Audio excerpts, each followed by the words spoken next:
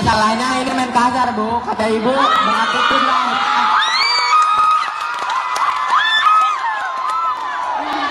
Kata ibu beratitude, tapi ibu ngomongnya nggak beratitude, nggak kayak kepek lah.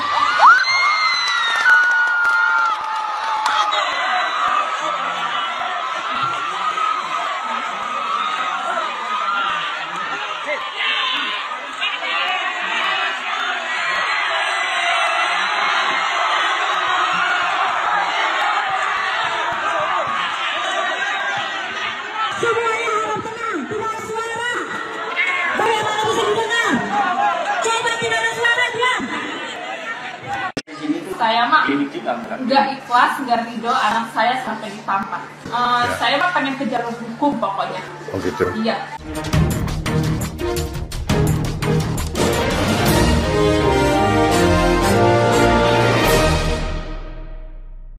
Halo, apa kabar? Senang sekali bisa kembali ngobrol bersama dengan Bung Rocky Gerung. Ini kelihatan banyak sekali keluar kota, keluar negeri dan sebagainya ya. Jadi banyak nunggu-nunggu Anda ini, Bung Rocky. Nah, sekali-kali kita keluar deh dari topik politik dan ngomongin, apalagi ngomongin Jokowi dan keluarganya gitu ya. Ini kita ngomongin sekarang dunia pendidikan yang lagi rame nih di Lebak, Banten. Ini ratusan siswa itu kompak mogok. Ini menarik juga ini ya. Dan mereka mogok nggak mau sekolah karena salah satu murid yang katanya kepergok sedang merokok itu dia mengaku ditendang, ditampar dan mendapat kekerasan verbal, dimaki-maki oleh kepala sekolahnya. Yang menarik ini kepala sekolahnya adalah seorang perempuan. Dan lebih menarik lagi ini ternyata netizen itu lebih banyak yang membela ibu kepala sekolah ini. Ya betul, Saudara Herso. Memang ini bukan berita politik, juga bukan berita tentang kejahatan yang melibatkan pemimpin-pemimpin negeri ini. Tapi ini justru menjadi unik. Unik artinya harus diterangkan sebagai satu kasus. Karena seorang guru menendang murid yang ketahuan merokok. Padahal ada aturan bahwa dilarang merokok. Dilarang merokok ada sanksinya tuh. Tetapi bukan itu masalahnya. Masalahnya kemudian netizen membuli si murid yang didukung oleh teman-temannya, menganggap bahwa tindakan itu adalah tindakan yang tidak pedagogis tuh. Kan guru tidak boleh menendang murid. Kan berlaku prinsip guru kencing berdiri, murid kencing berlari. Guru mengencingi, guru kencing berlari, murid mengencingi guru, pada akhirnya begitu tuh. Jadi saya ingin luruskan bahwa tidak boleh ada tindakan kekerasan dari guru pada murid. Dan teman-teman dari si murid yang membela kawan mereka, dia bukan membela orang muridnya, temannya yang merokok, dia membela temannya itu dari tindakan si guru. Itu masalahnya tuh. Jadi kadang-kadang kita terjebak pada semacam suasana, oh dia merokok berarti dia gurunya benar harus ditendang. Tidak, dia salah merokok. Tapi yang dibela oleh teman-temannya adalah hak si murid itu untuk tidak disiksa oleh si guru. Itu intinya. Tentu saja murid-muridnya tahu bahwa dia merokok itu salah, tetapi tindakan lebih salah lagi, yaitu tindakan si guru yang menendang si murid. Ini satu soal yang menunjukkan bahwa kemarahan massal itu bisa tanpa kelurusan berpikir lagi. Jadi kita mesti tahu bahwa setiap tindakan yang sudah diatur di dalam peraturan sekolah, ya jalankan aja kan. Mau dikeluarin ke muridnya itu soal disiplin, tetapi kekerasan tidak boleh ditunjukkan, dipamerkan, apalagi diperlihatkan secara kasar di depan teman-temannya. Jadi saya menganggap bahwa hak teman-temannya untuk membela kawannya yang merokok bukan membela dia merokok, tapi membela hak dia untuk tidak diperlakukan secara semena-mena. Begitu jalan pikirannya. Nah, coba Anda elaborasi nih Bung Rocky, karena pasti netizen ini banyak nggak sepakat dengan Anda kalau Anda kemudian melihatnya dari perspektif siswa yang ditendang dan ditampar oleh kepala sekolah karena merokok tadi itu. Saya kira penting untuk mulai mengajarkan, pelajari kasusnya sebelum semacam arogansi kelompok itu dipamerkan. Jadi tetap adalah hak netizen untuk berkomentar, tetapi setiap kali kita bertemu dengan satu situasi yang memungkinkan kita mengambil jarak lebih dahulu supaya ada refleksi, supaya ada diskusi kritis, maka kita dahulukan diskusi kritisnya tuh. Kita kan bisa mulai dengan memperdebatkan apakah boleh murid merokok. Tidak boleh. Kalau dia melanggar, boleh nggak? Boleh aja dia melanggar, tetapi dia akan dapat sanksi, kan nggak ada soal kan. Kan perintah itu bisa dilanggar, tetapi ada sanksinya. Nah, sanksinya itu bukan ditendang, itu duduk perkaranya tuh.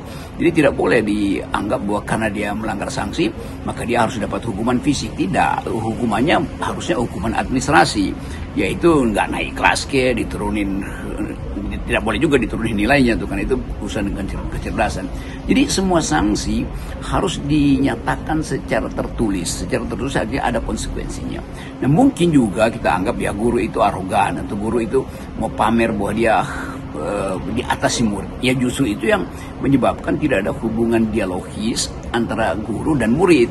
Jadi sekali lagi penting untuk memulai satu tradisi. Begitu ada kesalahan, bawa dalam forum. Jangan dihukum langsung oleh si murid, si guru itu. Bahkan mungkin si murid punya argumentasi kenapa dia merokok. Kan itu memungkinkan ada percakapan, oh dia merokok karena ingin pamer, dia merokok karena memang sengaja ingin melanggar supaya dapat hukuman. Nggak ada soal tuh. Tapi sekali lagi kekerasan tidak boleh ada di dalam sistem pendidikan. Jadi saya tetap menganggap bahwa kemarahan netizen itu jangan dijadikan alasan untuk menjadikan si korban itu 2 kali dihukum. Udah dihukum oleh si guru dengan cara yang tidak pantas, malah dihukum lagi oleh netizen. Seolah-olah memang itu hak dia untuk menerima ketidakpantasan itu. Jadi saya ingin teman-teman netizen pakai akal sehat tuh. Hanya dengan cara itu kita bisa mengatakan bahwa kita punya harapan pada netizen yang berpikir cerdik, yang berpikir kritis. Jadi kasus ini memang kasus yang bukan kasus politik, tapi dia bisa juga menjadi latar untuk melihat bahwa bagaimana kehidupan politik kita itu didasarkan pada ketiadaan aturan. Padahal aturannya sudah ada. Dan itu yang kita anggap sebagai korupsi. Korupsi artinya mengkhianati aturan karena ingin memamerkan kekuasaan. Nah, sekarang terlihat bahwa di dalam kehidupan sekolah juga yang dipamerkan adalah kekuasaan. Kekuasaan si guru itu dipamerkan, lalu netizen rame-rame membela si guru. Itu namanya Ini perspektif Anda ini melawan arus ya, Bung Rocky, karena kan biasanya dikenal slogan netizen itu maha benar dengan segala cuitannya. Oke, jadi peristiwa itu jadi pengingat kita bahwa kekuatan massal dari opini publik itu justru bisa menjadi hukuman yang traumatik bagi orang lain. Hukuman traumatik itu udah diperoleh oleh si murid. Sementara si guru harusnya menyadari, dan guru yang mesti minta maaf. Guru harus minta maaf bukan karena dia mengizinkan orang merokok, dia minta maaf pada si murid dan orang tua si murid bahwa dia menyiksa muridnya itu. Itu yang disebut sebagai cruelty, kejahatan yang tidak diberi alas yang masuk akal. Dan cruelty itu bagian paling rendah dari manusia itu, tanpa meneliti sumber sebab akibatnya langsung ambil tindakan penghukuman yang tidak memungkinkan si murid itu berhak untuk membela diri itu. Kan itu sesuatu yang juga terjadi di dalam sistem politik kita, dalam sistem hukum kita. Tiba-tiba seorang dikriminalisasi itu, padahal sebetulnya si tokoh yang mengkriminalkan itu cuma dapat pesanan dari orang lain tuh. Tapi karena dia punya kekuasaan, dia anggap bahwa kriminalisasi itu menunjukkan bahwa saya hebat gitu kan. Itu spektrum yang lebih luas dari peristiwa yang terjadi di sekolah yang tadi kita bahas itu. Nah, ini jadi jalan pikiran baru bagi teman-teman anak-anak muda justru untuk menahan kemampuan kita menjudge seseorang sebelum ada reasoning. Nah, itu pentingnya reasoning. Jadi berpikir itu memang melelahkan, tetapi dengan menunda berpikir kita menemukan wisdom. Dengan menunda berpikir kita bisa belajar tentang hubungan sebab akibat, dan dalam hubungan itu kita boleh berargumentasi. Dalam argumentasi kita boleh bela diri. Nah, bela diri itu pakai kalimat, bukan pakai tendangan. Itu dasar yang memungkinkan kita percaya bahwa netizen akan mengembalikan akal sehat mereka dan mulai mengerti bahwa tindakan si guru itu yang salah. tindakan si murid itu salah juga tuh. Tetapi jangan anggap bahwa tindakan si guru itu benar karena tindakan si murid salah. Tindakan si guru pasti benar kalau dia bawa itu ke forum guru, dia bawa ke kepala sekolah. Begitu administrasi untuk menghasilkan disiplin. Jadi disiplin itu bukan melalui kekerasan fisik. Disiplin justru terjadi karena penerimaan rasional dari si murid bahwa merokok itu salah dengan segala macam alasan soal kesehatan, soal etika, atau soal melanggar aturan segala macam. Itu yang perlu diterangkan, bukan dengan menghentikan rokok itu dengan tendangan. Itu soalnya. Nah, walaupun tadi saya bilang kita nggak bakal ngomong politik ya, tapi nggak ada salahnya kita lihat dari perspektif politik ini atau relasi kuasa lah gitu yang sekarang ini masuk ke dalam dunia pendidikan. Oke, jadi kita bisa simpulkan begini, Bung Hersu. Kendati peristiwa ini, peristiwa yang orang nggak biasalah sehari-hari juga begitu. Yang terjadi itu guru dengan segala doktrin bahwa dia adalah pengasuh, pendidik, lalu semena-mena atau sewenang-wenang mempertontonkan kekuasaan dia. Itu tidak ada bedanya dengan kekuasaan dalam politik atau kekuasaan negara. Seolah negara itu yang paling benar tuh, atau guru yang paling benar. Nah, dalam kasus siswa SMA yang pada akhirnya dibela oleh teman-temannya, berlakulah prinsip bahwa apapun yang memungkinkan orang merasa disiksa atau disakiti secara fisik itu harus dilindungi. Nah, karena itu harus jelas dari awal bahwa teman-teman dari si korban itu melindungi hak temannya untuk tidak disiksa dengan alasan apapun, mau guru ke, mau presiden, mau menteri, aparat, nggak boleh itu dilakukan. Nah, itu hal yang harus kita pahami. Kalau tidak nanti akan berlaku bahwa di dalam sistem pedagogi artinya dunia pendidikan akan berlaku prinsip might is right. Siapa yang besar dia yang benar. Might is right. Siapa yang kuasa dia yang benar. Might is right. Siapa yang secara moral dianggap lebih tinggi maka dia yang paling benar. Itu nggak boleh terjadi. Jadi sekali lagi kita coba terangkan pada teman-teman netizen supaya pelajari kasusnya dan pastikan bahwa ini jangan diulangi. Sekali kita masuk dalam jebakan might is right maka kita akan jadi arogan. Jadi sudah betul tindakan kelihatannya ada keterangan dari gubernur Tangerang ya, Gubernur Banten yang mendisiplinkan kepala sekolah. Jadi Gubernur Banten ini siapa namanya tuh? Ya siapalah namanya itu? Andra Soni.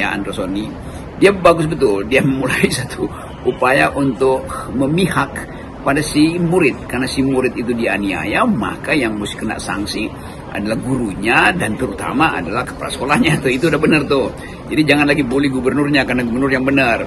Dalam kasus semacam ini harus dibawa pada persidangan etik atau persidangan disiplin, yaitu semacam bahaya pengadilan, dan dalam pengadilan baru diputuskan sanksi apa yang mesti diberikan pada si murid, bukan langsung ditendang sama si guru. Jadi itu prinsipnya. Kita ulangi lagi bahwa kita belajar sama-sama bahwa kasus semacam ini sebetulnya tetesan dari arogansi yang ada di partai politik, ada di dalam sistem kekuasaan, ada di dalam macam-macam institusi kita yang memamerkan kuasa. Jadi guru dididik untuk meminta murid itu berdebat dengan argumen. Nah, yang paling bagus si guru tanya, apa motifmu merokok? Maka terjadi perselisihan di dalam kelas dengan suara, dengan argumentasi, bukan dengan tendangan. Itu intinya. Kenapa saya mesti terangkan ini melalui FNN?